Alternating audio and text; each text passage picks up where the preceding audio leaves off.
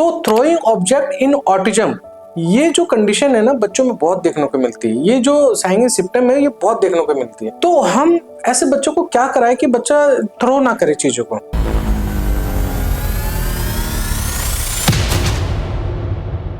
Hello, नमस्कार, मैं doctor Pradeep Kumar from सब रिहैब सेंटर। एक इशू बहुत आप देख पाते होंगे अपने बच्चे में कि बच्चा ऑब्जेक्ट को थ्रो करता है। तो थ्रोइंग ऑब्जेक्ट इन ऑटिज्म, ये जो कंडीशन है ना बच्चों में बहुत देखने को मिलती है। ये जो साइनिंग सिम्टम है ये बहुत देखने को मिलती है। तो हम ऐसे बच्चों को क्या कराएं कि बच्चा थ्रो ना करे चीजों को। और कई बार हम बहुत परेशान रहते हैं जब भी हम कुछ चीजें पकड़ाते करने के लिए थ्रो कर देता है। बॉल पकड़ा है खेलने के लिए थ्रो कर दिया, पेंसिल पकड़ा है काम करने के लिए, वो होमवर्क करने के लिए थ्रो कर दिया बच्चे ने। कुछ चीजें दिया जा रहा है उसको होल्ड करके लेकर चलो, वो थ्रो कर दे रहा है, छोड़ दे रहा है बच्चा। तो यहाँ पे बहुत सारी चीजें समझना जरूरी है। इसको बहुत डिटेल में समझेंगे। मेरी वीडियो लंबी हो सकती है, प्लीज मेरी वीडियो पे बने रहिएगा ताकि आपको एक एक स्टेप समझ में आ पाए कि कैसे काम करना है। और बहुत सारे फैक्टर है जिसको पर हमें समझना चाहिए। तो मेरी वीडियो में पूरे लास्ट तक बने रहिएगा ताकि कोई भी पॉइंटर आपसे ना छूटे स्टार्टिंग से, और वो स्टेप बाय स्टेप समझते हैं। देखिए, जब भी आपका बच्चा जब कोई चीज थ्रो करता है तो दो तीन चीजें निकल के आती हैं। फर्स्ट की प्रोप्रोसेप्टिव जो भी सेंसरी होता है हमारा, वो बच्चे के साथ अच्छे से वर्क अच्छा नहीं हो रहा होता बच्चे में। प्रोप्रोसेप्टिव सेंसरी का मतलब क्या होता है, प्रोप्रोसेप्टिव स्टिमुलेशन का प्रोप्रोसेप्टिव सेंसेस का मतलब क्या होता है समझ लीजिएगा।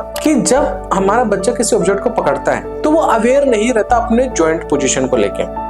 सपोज दैट आप किसी ऑब्जेक्ट के ऊपर प्रेशर लगाते हैं तो आपको पता है ना कि कितना प्रेशर लगाना है। एक कप के ऊपर प्रेशर लगाएंगे, एक सोफे के ऊपर प्रेशर लगाएंगे, एक गिलास के ऊपर प्रेशर लगाएंगे, तीनों के ऊपर अलग अलग तरीके से प्रेशर लगाएंगे। तो होता ये है कि जब भी आप बच्चे को समझते हो और सोचते हो कि बच्चा कितना प्रेशर लगा रहा है, कितना प्रेशर लगा सकता है, और वो बच्चा नहीं लगा रहा प्रेशर, चाहे कितना भी भारी सामान हो, चाहे आप मान लीजिए बच्चे का एज मान लीजिए 14 ईयर्स का है तो 1/3 बच्चा अपना वेट कैरी कर सकता है। जैसे मान लीजिए हम कहते हैं 4 kg का वजन बच्चा इजिली कैरी कर सकता है। तो 4 kg का वजन अगर वो पुल पुश लिफ्ट नहीं कर पा रहा तो यानी कि प्रोप्रोसेप्टिव का इशू है। तो वो क्या करेगा, जो भी वो पकड़ेगा ना वो थ्रो कर देगा, जो भी वो पकड़ेगा वो थ्रो कर देगा।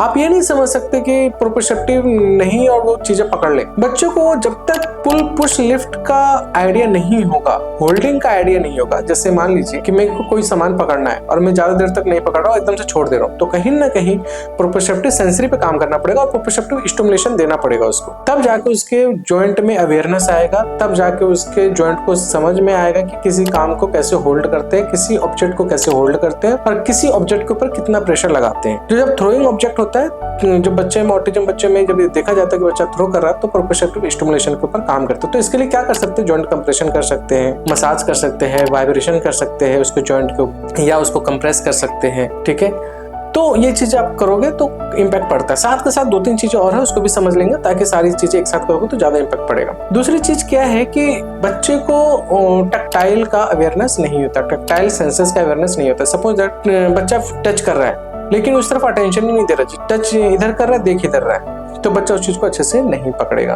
आपका बच्चा जहां टच कर रहा है वहां देखे, अगर वो देख रहा है तो शायद होल्ड भी करेगा। अगर वो टच कर रहा है किसी चीज को पकड़ रहा है और देख इधर रहा है तो वो चीजें छोड़ देगा। तो आपको करना क्या है, टैक्टाइल एंड विजुअल का कोऑर्डिनेशन करना है।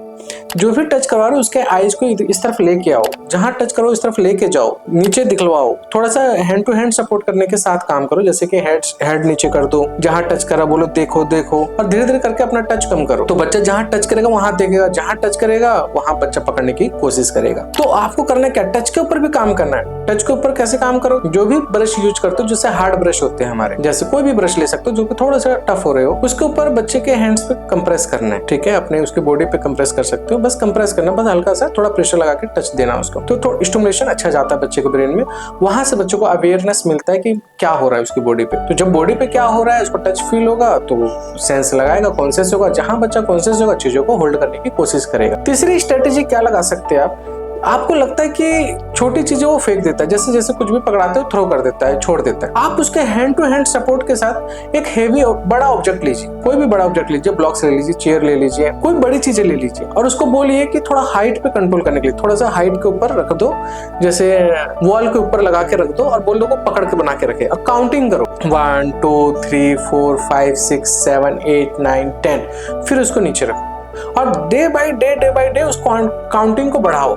और जैसे जैसे आप थोड़ा सा हैंड टू हैंड सपोर्ट के साथ उसको होल्ड कर रखो, धीरे धीरे करके क्या करो, अपना अपना टच धीरे धीरे कम करो कि 1 2 3 4, कभी कभी टच करो कभी नहीं कर रहे हो। देखो कि बच्चा खुद से कितना ट्राई कर रहा है। बड़े ऑब्जेक्ट को होल्ड करेगा, धीरे धीरे ऑब्जेक्ट को छोटा करते हुए जाओ। जितना जल्दी जल्दी छोटा करोगे, जैसे जैसे बच्चा अचीव करने लग जाएगा, छोटा करते जाओ ऑब्जेक्ट को, और छोटी चीजों पे आ जाओगे, वो पकड़ना स्टार्ट कर देगा। अब छोटी चीजें बच्चा पकड़ तो आप हैंड टू हैंड सपोर्ट करो उसको, और पकड़ बना के रखो उसके हैंड्स को, और काउंटिंग करके रखो कि इतनी देर आपको होल्ड करना है। काउंटिंग बढ़ाओ, और जैसे जैसे बच्चा थोड़ा होल्ड करा, अपने हैंड्स को रिलीज करो, देखो कि बच्चा खुद से कितना पकड़ रहा है, और फिर उसको एक जगह से दूसरी जगह ट्रांजिशन कराओ किसी भी ऑब्जेक्ट को। जब ऑब्जेक्ट का ट्रांजिशन करेगा, एक जगह से दूसरी जगह उठा के रखवाओगे हैंड टू हैंड, तो उसको समझ में आएगा कि क्या करवाया जा रहा है, ऑब्जेक्ट को कैसे मैनिपुलेट करते हैं, छोड़ना नहीं होता।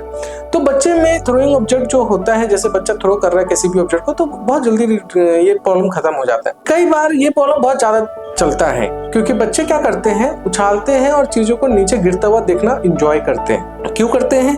क्योंकि उनके जो इशू होता है, जो मूवमेंट को लेके इशू होता है, वो जो भी प्लेजर फील करेगा मूवमेंट को लेके फील करेगा। जैसे लाइटें देखना बहुत पसंद करेगा, कलरफुल लाइट देखना बहुत पसंद करेगा, और मूवमेंट वाले टॉय बहुत पसंद करेगा, स्लाइड करना बहुत पसंद करेगा, स्विंग करना बहुत पसंद करेगा, पानी गिरते हुए देखना बहुत पसंद करेगा, गिलास की आवाजें सुनना बहुत पसंद करेगा। तो बच्चा क्या करता है ना, जब ऊपर से चीजें उछालता है तो या थ्रो करता है, तो नीचे गिरता हुआ देखना बहुत पसंद करता है। तो जब नीचे गिरता हुआ देखता है बच्चा, तो उसको वो मूवमेंट जो है ना, उसको बहुत अच्छा प्लेजर फील देता है, उसको मतलब प्लेजर फील होता है वहां पे, और फिर बच्चा उसको एंजॉय करता है, और एंजॉय करता है तो उसको बार बार करने की कोशिश करता है। तो आपको क्या करना है, जब भी वो थ्रो कर रहा हो तो नोटिस करो कि वो चीजें गिरती है, आवाज आती है तो एंजॉय कर रहा है, या नॉर्मली मूवमेंट हो रहा है तो एंजॉय कर रहा है। अगर मूवमेंट हो रहा है उस ऑब्जेक्ट का, तो आपको करना क्या है, और ऑडिटरी का कॉन्सेप्ट चल रहा है बच्चे में, जैसे नीचे गिरते आवाज आती है और बच्चा एकदम से एक्साइटेड होता है, हैंड फ्लैपिंग करता है या खुश होने लग जाता है। तो पहली बात तो उसको वो ऑब्जेक्टिव नहीं देना कि जिसमें आवाज आए। दूसरी बात, अगर फिर भी वो थ्रो कर रहा है और ऊपर गिराने की कोशिश करता है, एकदम से बच्चा थ्रो करता है, तो थ्रो का करने का तरीका सिखाना है कि थ्रो कैसे करते। मेरी बात समझे, थ्रो को डिफरेंट तरीके से सिखाइए। जैसे थ्रो मम्मा को देते हैं, थ्रो करने के जब थ्रो कर रहे हो तो किसी टारगेट पे थ्रो करो, थ्रो कर रहे हो जैसे कहते हैं कि टारगेट पे थ्रो कर दिया, या किसी को हिट कर दिया, जैसे किसी ऑब्जेक्ट को हिट करके गिरा के देखा, किसी टारगेट को हिट करो, तो या किसी बॉक्स में थ्रो करते हुए डालो। तो ऐसे डिफरेंट तरीके थ्रो यूज कर सकते हैं। तो थ्रो करने का 4-5 तरीका सिखा दो ना, तो उसको पता है कि यही थ्रो नहीं होता, डिफरेंट तरीके थ्रो होते हैं। 4-5 तरीके से पता लग जाता है, तो बच्चा कंफ्यूजन स्टेट में आ जाता है और उसे ये समझ में नहीं आता कि कौन सा थ्रो करना है, वहां से वो छोड़ देता है उस थ्रो। तो थ्रो करने के 10-15 तरीके सिखा दीजिए, 4-5 तरीके सिखा दीजिए, और वो थ्रो करने का तरीका अलग अलग यूज करेगा तो उससे प्लेजर ही नहीं मिलेगा, और जब प्लेजर नहीं मिलेगा तो फिर बच्चा वो चीजें करेगा ही नहीं। अगर ऑडिटरी ले रहा हो तो ऑडिटरी पे काम करना पड़ेगा। जैसे साउंड चलता है तो जो भी वो साउंड एंजॉय करना चाहता है, उस साउंड को सडन एंजॉय करता है, तो जो वो साउंड सडन एंजॉय कर रहा है, जैसे मान लीजिए टन, ये साउंड एंजॉय करता है बच्चा, जब गिरता है टन टन टन टन टन ऐसे, उस साउंड को ज्यादा देर तक उसके हेडफोन में लगा के सुनाओ, ज्यादा देर तक, क्योंकि बच्चा सडन वाला एंजॉय कर रहा है। जो सडन आवाज आ रही है, जो अचानक से आवाज आ रही है, उसको एंजॉय कर रहा है, उसको लगातार लगा के रखो। तो जब लगातार लगा के रखोगे, जो वो प्लेजर फील कर रहा है एकदम से, वो लगातार जब आ रही होगी तो प्लेजर में नहीं रहेगी उसके, और जहां वो प्लेजर नहीं फील होगा उसको वो काम करेगा ही नहीं, उसको एंजॉय नहीं करेगा, और जब एंजॉय नहीं करेगा तो ये इशू खत्म हो जाएगा। तो ये मैंने जो फैक्टर बताया उस सब पे काम करोगे तब जाके बच्चा थ्रो करना छोड़ता है।